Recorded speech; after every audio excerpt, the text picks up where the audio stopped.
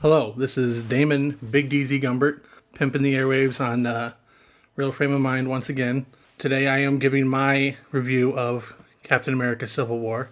There's a little bit of storytelling at the beginning here, so bear with me. There's an interesting feeling when you go to an early showing of a blockbuster movie. Pardon the cliche, but electricity is in the air as people swarm the concession stands. Excitement flows through the bodies of the young and old alike, and most notably, there's a sense of hope. Hope that the movie will be good. Hope that you won't walk out disappointed. Hope that your favorite character would live through the movie. I was full out of hope. The last two big superhero team-up movies, Avengers Age of Ultron and Batman vs. Superman, were letdowns, with the latter one being the most convoluted movies I've ever seen. After nearly a decade of comic book movies, my will to see the next had finally been cracked, if not broken. I went to see Civil War because I had a group of friends who wanted to see the movie, and we decided to make a day of it, getting food, then going to the movie.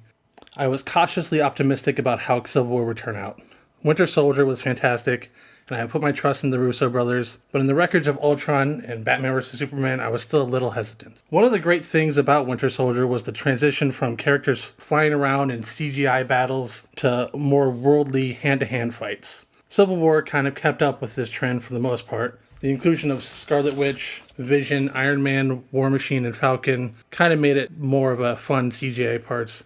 But the movie mostly focused on Winter Soldier, Captain America, Iron Man, and Black Panther, three of which cannot fly, three of which had mostly built suits. The fighting scenes were much more down to earth than previous Marvel films. The start of the movie set the pace, starting with a slow burn before ramping up into an explosion of action.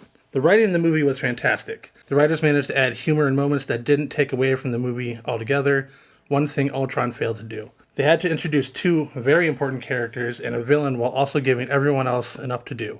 The introduction of Black Panther was flawless, showing off his incredible fighting skill as well as his quiet but strong personality. I audibly yelped and clapped when Spider-Man finally made his Marvel Cinematic Universe debut. I wasn't a fan of the Tobey Maguire's Spider-Man, although he did do a good Peter Parker, and Andrew Garfield was a good Spider-Man, but unrealistic Peter Parker. Tom Holland may be the best of both worlds. One part from the movie that really stood out to me was a speech given by Vision to the rest of the Avengers. In this speech, Vision analyzes the impact that the Avengers have had on the world. He points out that since Tony Stark became Iron Man, there had been a growing amount of superhuman events, and that eventually these would turn into catastrophe. To me, this almost seemed like this was commentary on the genre itself.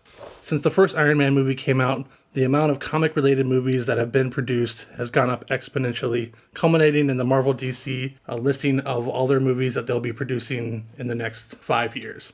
Isn't it only a matter of time until catastrophe strikes and one of these monster franchises fails? I walked out of Civil War the opposite of how I walked in.